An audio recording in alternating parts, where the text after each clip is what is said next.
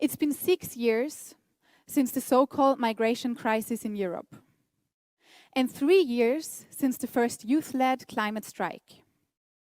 So far, we've been made aware by scientists about the devastating climate change effects, and that migration of displaced people per se actually doesn't harm receiving societies.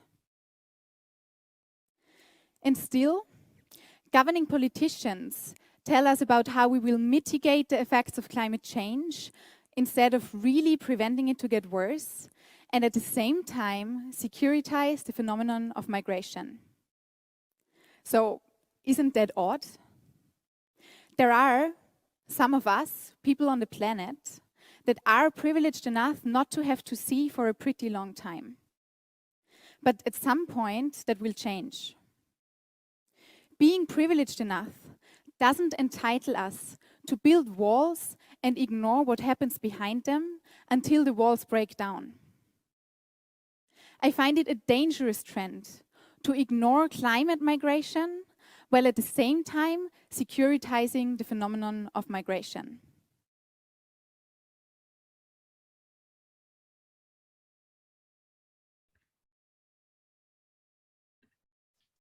Hello, everyone, and thank you for joining our TEDx community hangout today. I am Bianca de Jesus. I'm the Learning Engagement Manager on the TEDx team. So good to see all of you here. Elena, Mario, so good to see you, your faces.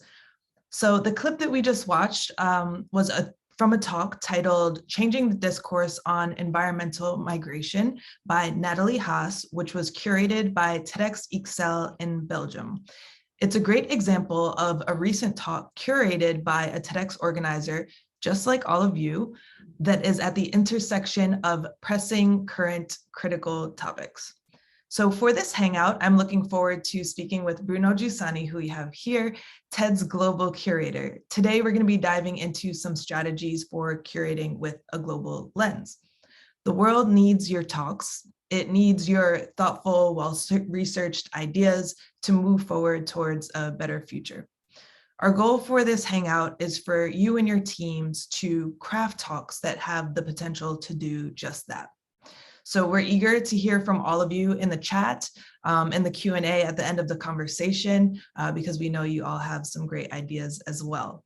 And now I would like to introduce Bruno, TED's Global Curator. Bruno joined TED in 2005 and produced the first ever TED Global Conference that year in Oxford. So this is the person we should be talking to about curating global ideas. So over the past 17 years, Bruno has curated for TED Global, TED Summit, Countdown, and so many more special events. And over the past month, he's curated as well important conversations around Ukraine, and we'll show a clip of that later today in the Hangout. So we're just excited to dig into his expertise. And with that, I introduce you. Hello, Bruno. So good to have you here today. Hi, Bianca, and hello, everyone. Hi. So we have a bunch of questions for you today, so I'm just going to dive right into it. Please. Great. So Bruno, how do we curate talks on situations that are currently evolving, where we may not be able to know all of the information about what comes next? Yeah, the normal format of a talk is something that can be said today and then is long lasting, right? And here we are on a very moving kind of terrain in many different ways around the world. Of course, the horrific war in Ukraine, climate change, migration, but also other shocks, other wars, other conflicts, other instabilities, and there are many of them, both social, human, and economic and political. And so it's a challenge in many different ways. The first one is the fact that when situations really evolve, like the situation around Ukraine now, there is an avalanche of information and an avalanche of points of view and of framings and readings of a situation. And many of them may sound original, may sound unique, may sound deep, may sound well-informed, and sometimes they are not. And so the first lens for curating these kind of things is we need to amp up, we need to increase our level of care and our level of filtering and really being mindful and careful about the fact that a lot of the things that are said may be partially true, maybe even be totally true. It doesn't mean that they are the full picture. It doesn't mean that they don't come from a place informed by ideology, informed by a specific geographic reality of the world. So how the West looks at the East, how the East looks at the West, and these kind of things. Doesn't mean that they don't come with a hidden agenda. And so the more the situation you're trying to put in a talk is moving and evolving, the more you need to be careful about what you select and who you select to do that. So that's really point one. And point two is about making sure that whatever you do with the talk, the context of the content is always there. What I mean is, if your talk is about a specific element of a situation, let's say it's about the use of social media in the current war in Ukraine and how the Ukrainians and maybe even the president are going to use it, are using it or so, then don't forget that that story may be an important story, but it's not the whole story. And if you tell only that without giving elements of the context, then it looks like if you are underestimating or you're under-describing the importance of the event, the level of terrible things happening, and so don't give the impression that you're kind of discounting what's happening by just taking a small slice and sticking to that. If you do that, the context is always very, very important. No, absolutely. And that leads to my next question is, how do you bring people into the fold on topics which require that history and context? What are some of your strategies? Yeah, very often when things are moving, it's better to go for an interview than to go for a talk. There are several reasons to that, but the first one is that the interview allows you to attack the same issue from different angles. A talk, because of the kind of formats that we normally use at TED and TEDx, are kind of wrapped around one specific idea or so. So that allows you to be more flexible in what you do than a talk. That's the first thing. The second goes back a bit to the context. People need context as well. There is something interesting that has happened with the two interviews we did with Yuval Harari and with Ian Bremmer on the 6th day and on the 12th or 13th day of the Russian invasion. They've been seen together by almost 8 million people, literally in 1 month. And that tells me, and they're all, both of them are 50 minutes long, 50. And that tells me that people really crave context when there is a fast moving situation with a lot of information going with it. It's easy to pick up snippets of information. You scroll through Twitter and Facebook, you get an article from a newspaper, somebody sends you a link. That's kind of a lot of stuff, but it's kind of random. And so how do you organize that? And the way to try to help people organize that is to give context and to give a sort of framework within which you can read that. The Yuval Harari interview was a historical framework. The Ian Bremmer interview was a geopolitical framework. So how do you read current events with an historic lens and with a geopolitical lens? We're going to do others in the coming weeks with other kind of frames that help people then take the information they get and put them into those frames so they can better, quote unquote, read that.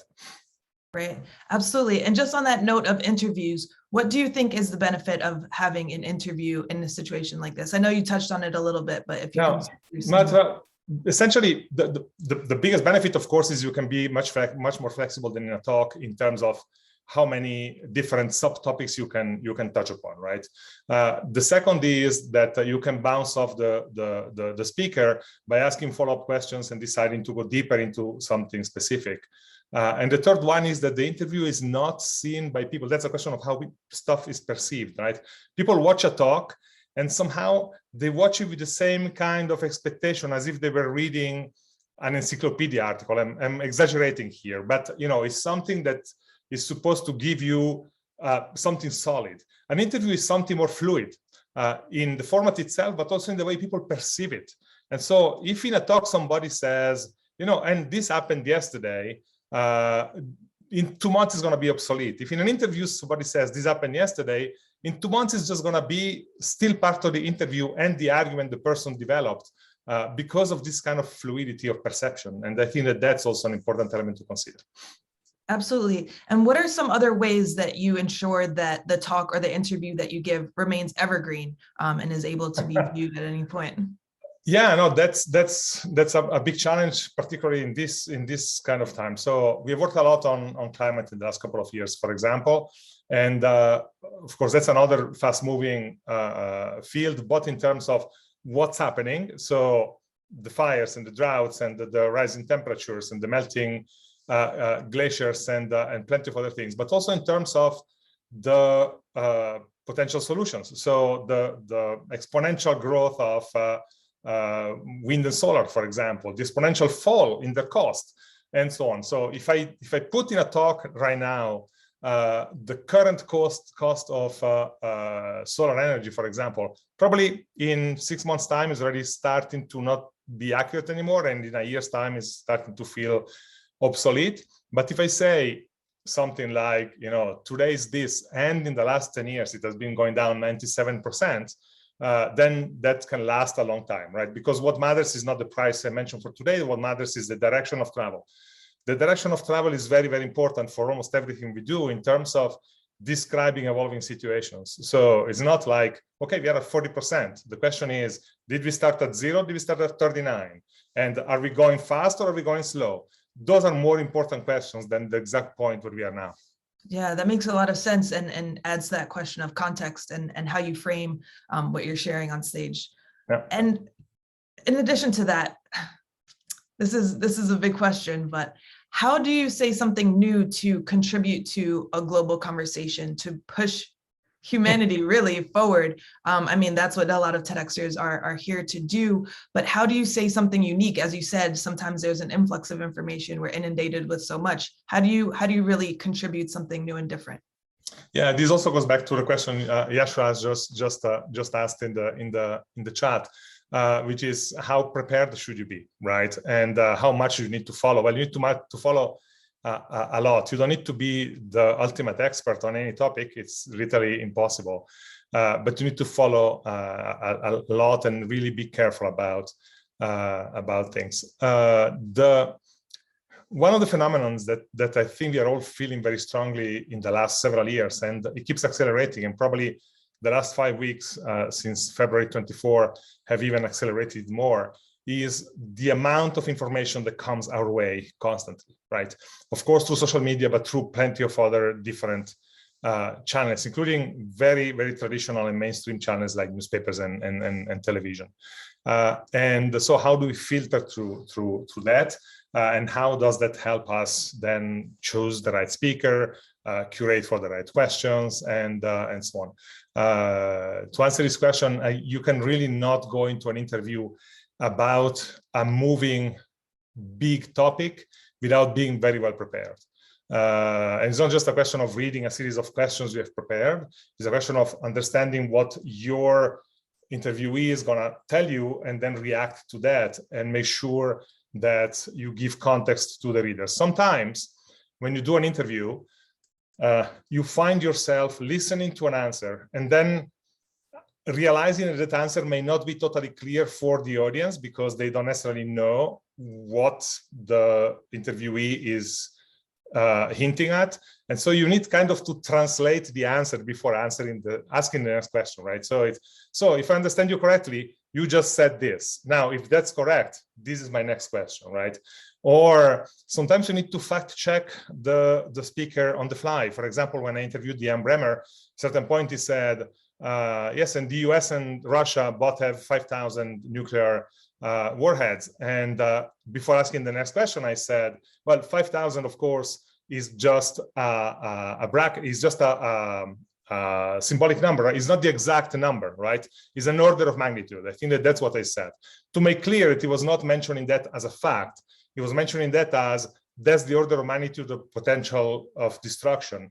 But the reality is that the two countries have a different number of nuclear warheads. So you need to be prepared also for this kind of things. Otherwise, you are passing on potentially wrong information and you don't want, or inaccurate, you don't want to do that.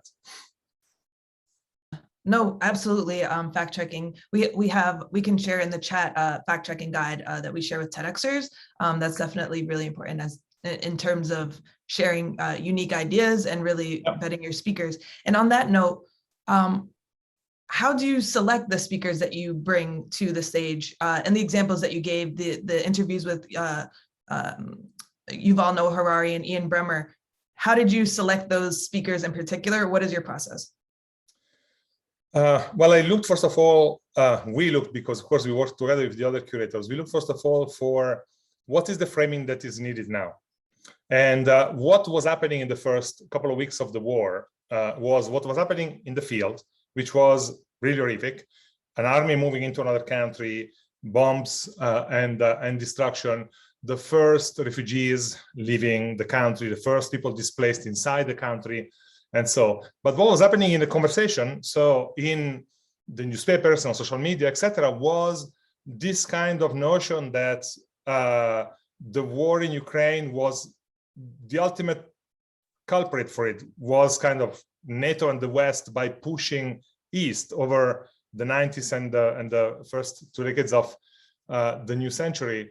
And so getting too close to Russia. And so this was kind of the logical response to that. And that's one way of reading things. And there is some truth in that. It's not the absolute truth, but there is some truth in that.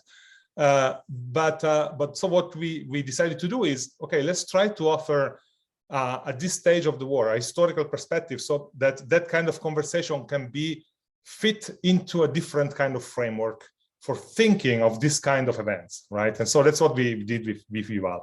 Then another 10 days went, and of course, the war developed in many different ways. The first sanctions were enacted by the West against Russia. And so we're kind of following the development of the situation. The number of refugees tripled. Suddenly we had almost 3 million refugees, which has also another series of impacts. And then the question of energy security became front page news. And so how do you build that kind of discussion in there? Okay, take them, refugees, war, energy security, sanctions. Those are all questions of geopolitics. So let's go and have a discussion about geopolitics, right? Now the situation is evolving again. The new discussion right now is, and I'm always saying this, mindful of the fact that in the meantime, the war continues and people are still suffering and dying, right? But the new conversation now is the shock waves of the war are about energy and food. So we're going to see in the next several months, and probably even longer, situations where countries will not have enough energy anymore, where countries will not have enough food anymore. So food riots, energy price spiking, food prices spiking, poor people not being able to access energy and food, and so on. So I think that probably one of our next conversations is going to be about that. So we look at what's happening, and then we try to figure out what is the topic that we now need to put in the conversation so that we can offer that kind of framework to understand the facts in a broader, more expansive way. Absolutely, and that's something that could be applied to really any topic that you want to bring to your stage.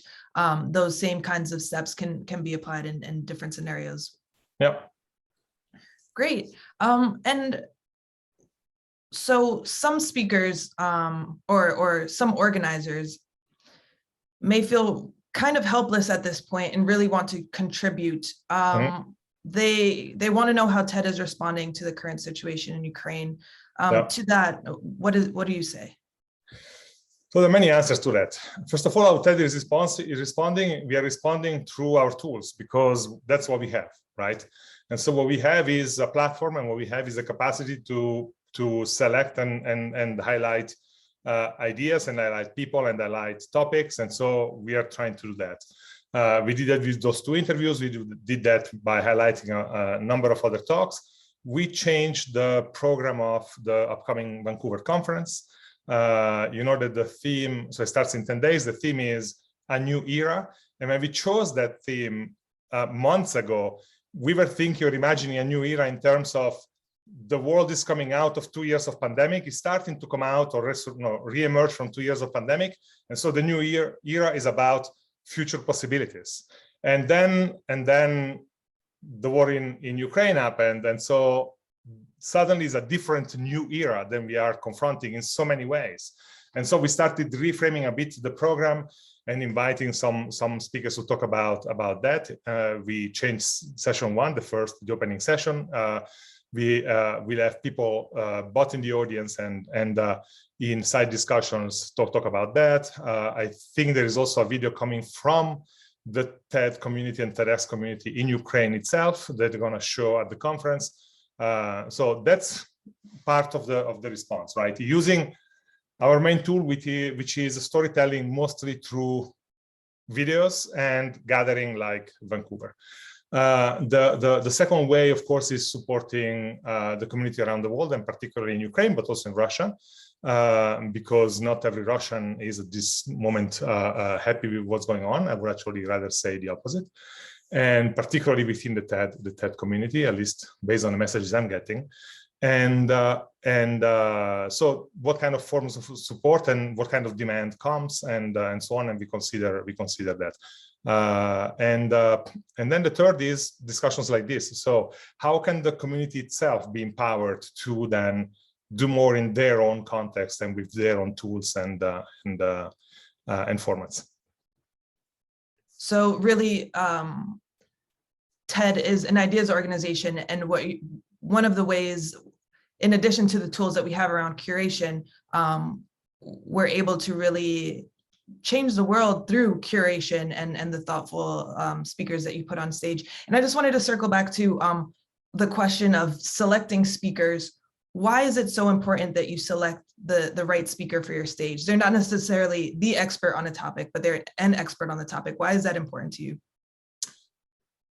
Well, because you don't want to add to the noise, right? You want to add to the signal. So you want to add to what helps make sense and to what helps push the situation, move the dial, and so on. So there's way too much noise out there, and sometimes we ourselves are also part of creating that, because we do things that maybe are just borderline correct. I'm not excluding that we are part of that problem, but we try not to be part of the problem. We try to increase the level of signal and decrease the level of noise, and that's why whoever we choose is really important.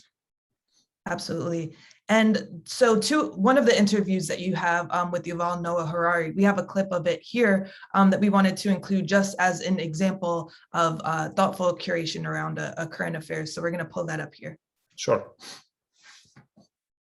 What do we need to know about Ukraine to understand this war and what's at stake? The most crucial thing to know is that Ukrainians are not Russians and that Ukraine is an ancient independent nation. Ukraine has a history of more than 1,000 years. Kyiv was a major metropolis and cultural center when Moscow was not even a village. For most of these 1,000 years, Kyiv was not ruled by Moscow. They were not part of the same political entity. So that's just a snippet of the talk, but I've watched the whole interview and it's a really powerful conversation. We've dropped it in the chat, but it's just one example of a membership conversation that we've had on the subject of Ukraine. And Bruno, on that note, what are some of the most important things that you keep in mind when curating talks that are about deeply emotional and heavy issues? Well, this doesn't happen only when we have situations that are evolving, right? Like a war and the suffering of a war, or like refugees and their plight.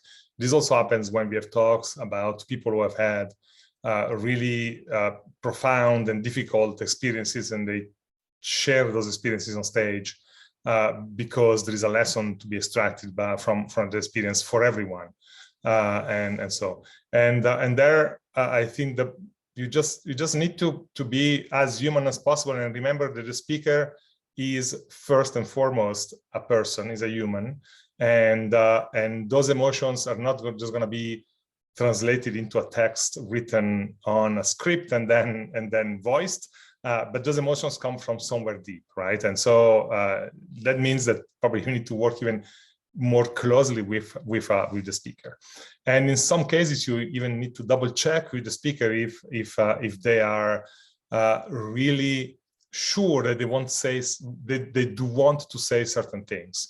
There are some talks that say very delicate, very personal, very potentially troubling, I mean potentially also troublemaking things, and when people that reveal something about themselves in a talk, and you want to take that not for granted. You want to check and double check and triple check with the speaker in your conversations. Are you sure that this is what you want to say? Are you sure that this is the right way of saying it? Because if you say so in front of a camera and it goes out, this is what's going to happen. And generally the speaker is going to say yes, and because they have thought about it themselves, but you want to make sure, right? So that just to say that this kind of care and this kind of depth do not apply only when you have a war or a crisis, but also apply to deep personal experiences and other stories like that. Absolutely. And before our last question here, while we focus on current affairs, we also need to think of climate change in this moment. So what do we have in mind for Countdown this year? Yeah, so Countdown has been going for 2.5 years now. Last year we had a big summit in Edinburgh and plenty of other things.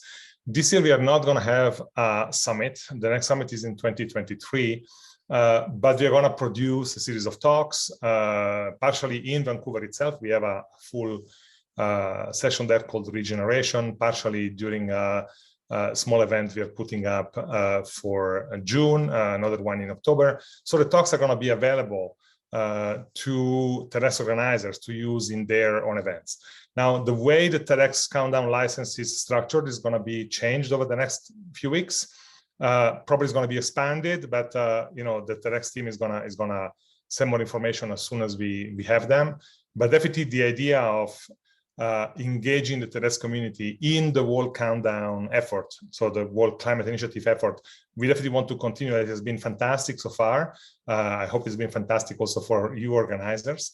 And we definitely want to continue that movement going forward. Great. And for the last question from my side, and then we're going to open up to Q&A. So if you haven't shared your questions yet in the chat, feel free to do so, and our team will float them. The last question I have for you here is, what do you feel is unique about this moment in the world from the standpoint of a curator? I feel the ground moving under my feet, really, and I've never really felt this before, in the sense that there are right now so many, it's even difficult to call them crises, because a crisis is something that is kind of a spike up and down and then you kind of come back from the crisis to some level of normal. And here I'm not sure, because there are so many, they're all big, they're all reinforcing each other. And so how do you read the world right now? It's really complicated. So you need to put really energy and time and thoughtfulness into figuring out how things are connected, and not take things separate from others, because right now we have realized that everything is interconnected, really. So that's really the big difficulty, and it has been difficult for in many other occasions to curate properly and accurately, but this moment is really, it demands a kind of an additional effort, and I know that we are already doing a lot of making a lot of efforts in many different ways, but it's such a sensitive moment, because you can make a long list of crises: climate, war, migration, water, food, the global economic system breaking down, debt, and plenty of others. But then on top of that, there is a lot of misinformation, disinformation, fake news, non-accurate information, and that complicates things to a massive extent. Well, I know I said that was the last question, but I'm just curious, how do you dig through that then? How do you dig through the noise and the disinformation and, all of these opinions? How do you really get to the core of sharing something with your community that's new, that's informative, that helps? Listen, first of all, I'm not alone. So we are a team of curators, and then we are surrounded by experts. And so I have also the benefit of having been doing this for a long time. And so I have over time created my own mechanism for filtering through specific sources. And I know which sources I can trust, at least to a certain extent.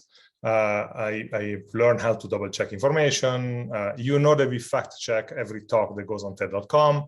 And that's also something very important and increasingly important in this context. That said, I'm not immune to mistakes. I'm not immune to be swayed by some information that sounds great and in reality is a piece of fake news or something.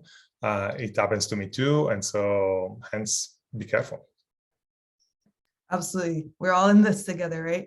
Mm-hmm. So now we can pivot to the Q&A. We have a question here from Jimmy that I'll read out to you, Bruno. How do you respond to the question, isn't TED supposed to be non-political in light of current affair curations? Yeah, so if the question is about should TED also talk about politics, then the answer is yes, TED should also talk about politics.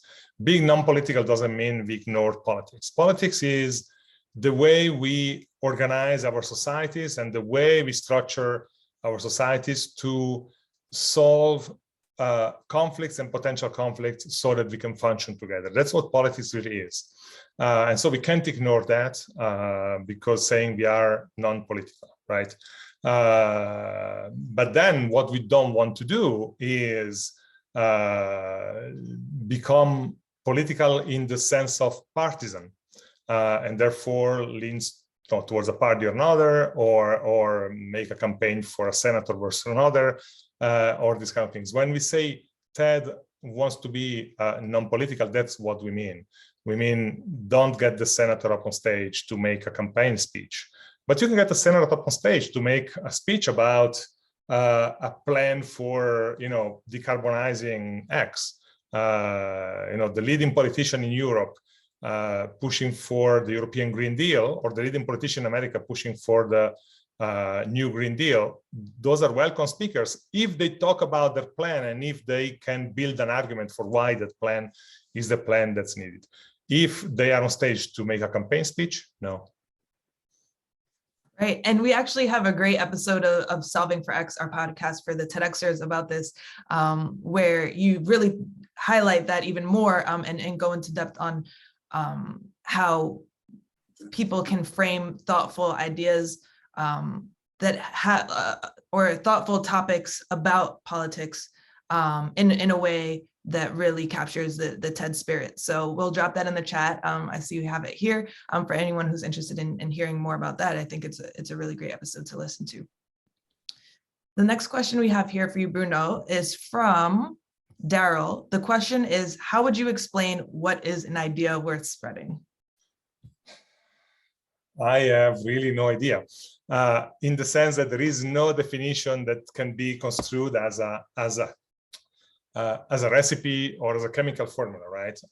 It's an editorial concept, which means it needs editorial judgment, and it's different depending on where you are. Meaning, are you curating for a global audience? Are you curating for a local audience? Are you curating for an audience that is kind of specialized or a generalist audience, and so depending where you are in all those dimensions, including geographically, then the answer may change.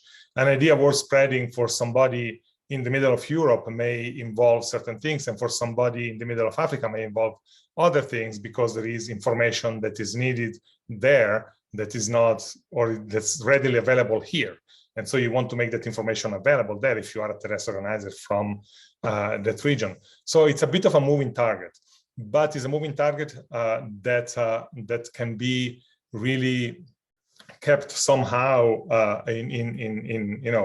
visible by applying some good judgment and some good editorial thinking. Yeah, that's a great visual too. I have another question here from Yashraj. This is a great one. How well prepared must the content curator be about sensitive topics before inviting a speaker and before prepping for a talk? Yeah, I mentioned briefly before we talked about the interview, and indeed I think that in the current moment you want to be really well prepared, and so if you are not, and you feel you're not prepared, find somebody who is prepared and can do that interview instead of you, because otherwise the risk is that on one end you pass on to your viewers information that is not accurate just because you don't know that it's not accurate. And on the other hand, you don't extract the best you can extract from a speaker because you're not asking either the right questions or the right follow-up questions, or you're not framing the conversation in the right way. So you definitely want to be well prepared, which doesn't mean being the best expert in the world about a topic. It means being prepared enough not to fall into obvious traps and not to have obvious blinders on you. So, what are some ways that you and the team get prepared to do that? There's so many different topics that can be spoken about. How do you go into an interview feeling prepared, and how do you curate a talk given that you may not be the expert on that subject? Yeah, so we do have curators that are kind of specialized in many different topics, right? So science, art and design, and business. I deal mostly with climate and with global affairs and geopolitics, and a little bit of technology because of my past. I have a past in technology, and so that topic doesn't scare me. But if you ask me to do an interview about some specific topic about finance, for example, I would not be the right interviewer, and so I just don't do the interview. Somebody else is gonna do it. You need to be a bit aware of the fields where you can navigate and the fields where you're at risk of not being able to navigate. Absolutely. And for TEDxers and for TED, that just means leaning on your team and making sure that you have people that are experienced and specialize in certain areas, so that you can really have a holistic approach. Yeah, generally speaking, having a great interview, even if it's not done by you on stage, is better for your event than having a so-so interview because you absolutely want to do it yourself. So, I'm being a bit brutal here, but be mindful for the level of content of your event before thinking about who is going to be the person doing that. So, right, that's a great point. We have a question here from Yusuke. The question is, how do we best narrow down to a topic and its content for a speaker who is relevant to this space?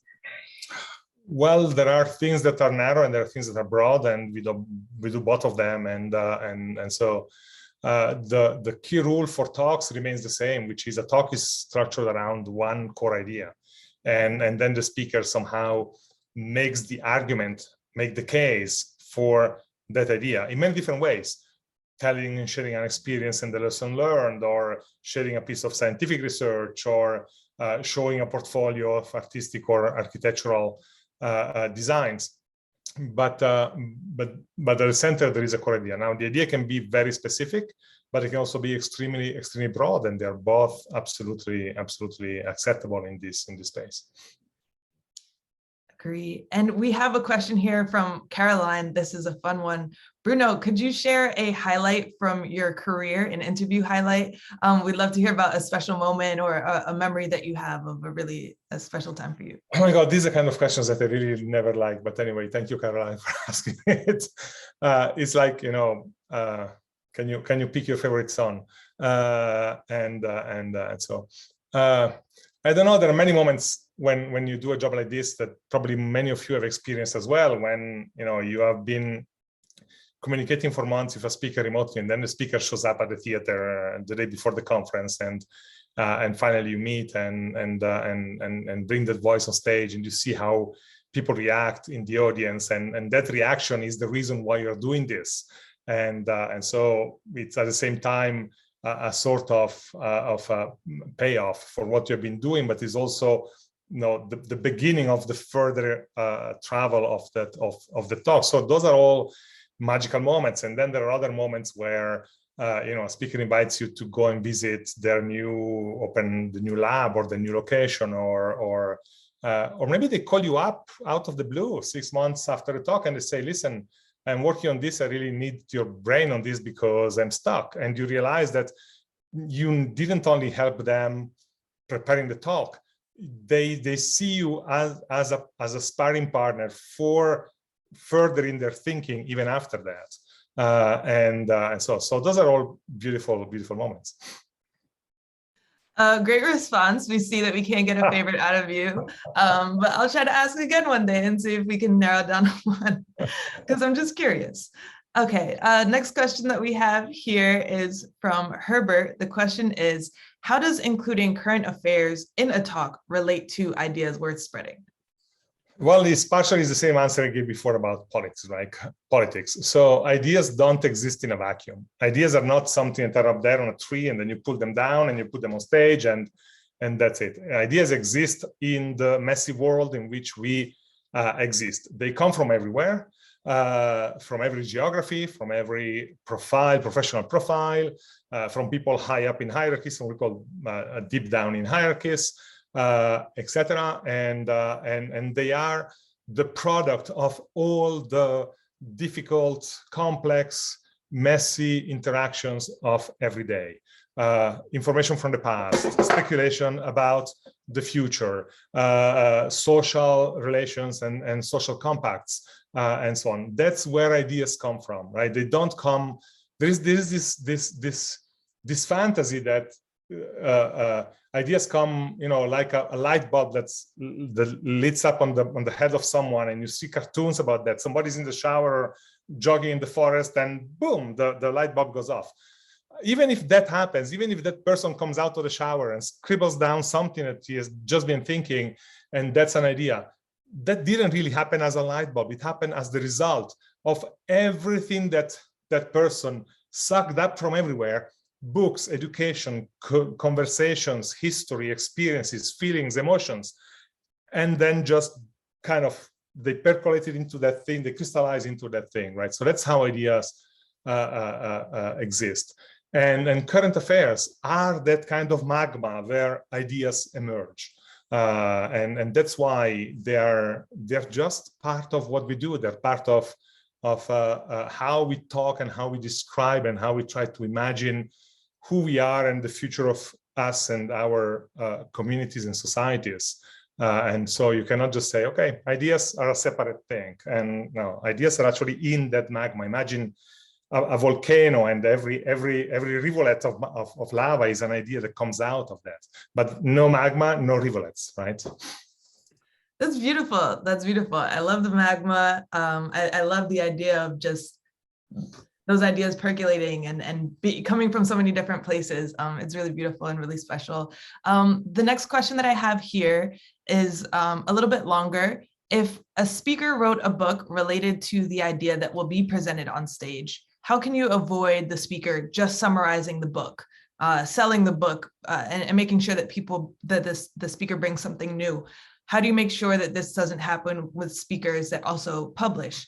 And I just want, before you respond, Bruno, I want to highlight something that Will said in the chat, which was, everyone can read the book that is already out there that you published. What is your idea for the next book? What is the idea that you haven't gotten a publisher to accept or that you haven't made a space for yet? Maybe that would lean into the newer idea. What other tips do you have there, Bruno? So very often, actually, we invite speakers because they publish a book, right? And the book is relevant. I don't know. We just published Susan Cain's TED Talk, for example. Her book is coming out in 2 weeks, maybe, or 10 days. It's called Bittersweet. And she gave a talk at TED Summit 3 years ago about that. And then we kept the talk because we wanted to match it with the publication of the book. So there are rules and there are nudges. The rules are, I'm sorry, but TED Talks don't include, so the speaker is forbidden from mentioning their book in a TED Talk. As I say in my book, or here's the cover of my book. This doesn't happen, and this should not happen. This is a set rule, right? Then there are nudges, and the nudges are, the first one is, this talk is not about the book. This talk is about the ideas in the book. So it should not be structured like the book. It should not have the same kind of sequence as the chapters. Maybe it doesn't cover the whole book. Maybe it just picks one idea out of it and develops that. And then the third is about kind of this indirect promise that if you do the right thing, you will get a lot of viewers, and possibly you want to sell a lot of books. So you're not going to sell a lot of books because you mention your book on stage. Probably that's actually going to be a turnoff. People are going to perceive that as you are really trying to make them buy the book. But if you give a great talk about that idea in chapter 7, they're going to be intrigued and they're going to go and look for the book, right? That's really what happens all the time with TED Talks. So there are all these elements. And then sometimes the book is old, and so you want to explore, as you said, as Will said, the new book or the new idea or the next idea. That said, the speaker is kind of forbidden from mentioning the book, but the host and the moderator can mention the book, right? We don't want the book in the talk, but not because we don't like the book. We don't want the book in the talk because saying something specific about the book in the talk will change the perception of the talk that the audience will have. They will think you're selling rather than sharing an idea. But the host has no constraints in this case. So if I go up and say, okay, our next speaker is here because she published just this book. It's called X, and we found it exceptionally important. So here is Bianca. And you walk on stage and give your talk, and you don't need to mention it because I've done it, right? So. Absolutely. I'm going to move along here because we have so many questions. We have one from Kim Case. The question is, when recruiting and coaching speakers months in advance of an event, how do you help them still stay relevant in light of emerging events and rapidly changing situations like the war in Ukraine? Yeah, exactly. And sometimes you need to redo the full speech literally 3 weeks before the event.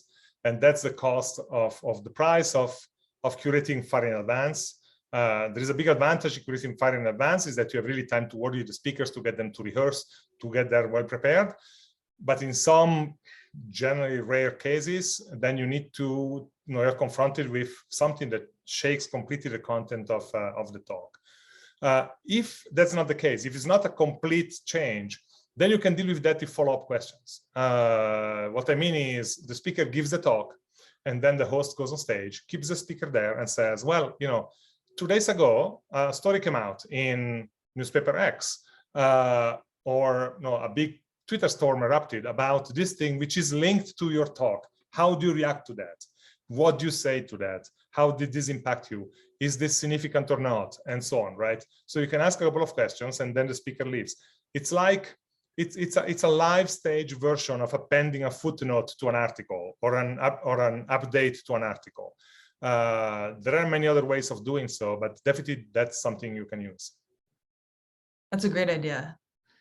The next question we have here is from Yashraj. How do you, as an interviewer, handle a speaker who is changing the direction of the conversation into something else versus what was agreed upon? Yeah. So some interviewees are very good at deflecting questions. And so at either not answering your question or answering another question because they wanted to answer another question. So you ask them X, but they wanted to say Y, and so they say Y, right? You need to be as good as them in bringing them back and re-asking the same question in other words. Okay, no, that's interesting, but what about this? And so an interview is a game of pull and push, right? Unless it's a confrontational interview, which you don't want to do on a TED stage, but there are these kind of interviews that happen, I don't know, on some television channels or so, where it's very confrontational. And when it becomes like that, both of them are trying to win over the other, are trying to either appear smarter or win the argument or make the other look like a loser. This is not what we do at TED, right? What we do at TED is we try to get the interviewee to help us understand the way of the world, let's say like that in general terms. But it's still a bit of a game of pull and push, because depending on whether you're satisfied with the answer, you're gonna re-ask the same question or part of the same question or go in a different direction, and the interviewee is gonna do the same. So that's also why you need to be a bit prepared about the topic, so that you know how to navigate this kind of situations. But definitely stay away from confrontational interviews and really go into kind of knowledge developing and knowledge sharing interviews. For sure, for sure. And a related question also from Yashraj: how does a curator find the right host who is not biased towards a sensitive topic? Well, that depends where you are and what you do, but generally, in every city and reality in the world, you will find a journalist or an essayist or a specialist or an academic, or who can be a good interviewer for a topic X, and so in the case you will have two speakers, right? You have the invitees and you have the invitee and you have the interviewer, both with the same kind of status in your speaker list. But that depends really on the context in which you live. So it's difficult to comment on that without having a specific example. Sure. A similar question here from Jennifer Barr. How do you handle speakers who add political ideas that you were not expecting? How do you handle speakers who add political ideas where you were expecting them to be nonpartisan? She gives an example of once having to fire a speaker when they were coaching them because they mentioned something that was not meant to be in the original talk. Exactly. You fire them, and you have two opportunities to fire them. You can fire them before or after the talk, which is what you did is before, meaning that's clearly a speaker who interprets the TED stage or a TEDx stage as a place for a political campaign, right? For pushing in one direction versus another or so. And in that case, he has no place on a TEDx stage. And so you did the right thing saying, maybe you should go and give your talk somewhere else. But you can do that also after the speech. If the speaker prepares for something and then goes on stage and says something different that goes in the wrong direction, meaning, vote for X. You can literally tell the speaker right the moment he steps off the stage, your talk is not going to go online, because remember that the speakers, what they want is certainly to come to your event, but what they want is to have a video on YouTube, and that gives you leverage. So use that. Great advice. And the next question here is from Anisha. The question is, impact is so subjective. A line that will impact you might not impact somebody else. How do you curate a talk that impacts and touches maximum people in an audience? First of all, you're totally right. There are many different ways of looking at impact. Part of the answer is about what I said before about editorial choices. But part of the answer is, you don't need to curate every talk for maximum impact. You can curate talks for literally marginal impact in terms of numbers, but deep in terms of the kind of people you want to reach, right? Some talks may be seen by 100,000 people or by 10,000 people or by 1,000 people and matter more than talks that have been seen by 1 million people because they touch the right people or because they tell the right story, which is a story that nobody else has told until the moment and needed to be told and framed in that specific way. So don't always think in terms of size, numbers, viewership. The impact is like a matrix. There are elements, but then there are the elements of, is this relevant? Is this important? Is this something that really needs to be told and nobody has told before, and so on. And you need to navigate both of those spaces. Absolutely. And on that note, as a closing question, I want to ask you, what do you feel is the impact TEDxers have on the world in this moment? It is really very is big first, and it's really very relevant because people are desperate for places and sources of information that's relevant, that's accurate, that's credible, and that gives them a way to understand this whole maelstrom in which we are, of overwhelming quantities of information, of connected parallel deep crisis, and of general uncertainty about everything, about the pandemic, the war, the climate, the economy, jobs, and so on. So we'll crave places where that can help them, sources that can help them make sense of what's happening around them, literally locally around them, and around them globally, and how it impacts them. So that's really important that we try to play that role. That doesn't mean that we can forget other topics that are kind of more far down the road. Think of the metaverse or things like that, or so. But really, right now is a moment for doubling down in helping people navigate this gigantic uncertainty, this deep uncertainty that surrounds us.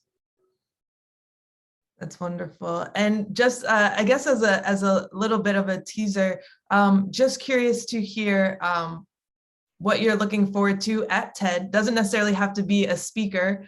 Just curious to know what's on your mind as far as what you're excited to see there. Yeah, so first of all, we published yesterday night the final program, in case you haven't seen it yet. It's up on the site. We have 70-something speakers. We have plus 2 sessions of TED Fellows. The thing that we are all looking forward to is the last time we were there in Vancouver in our theater was April 2019. So 3 years later, we're going back. I hope that we still know how to run an event like that, despite the 3 years that have gone, and so the program is pretty exciting. I think the room is going to be full, so we look forward to rediscovering the mood of TED, and hopefully also to show that that this way of telling stories is still relevant in the world today, and can probably even be even more relevant going forward.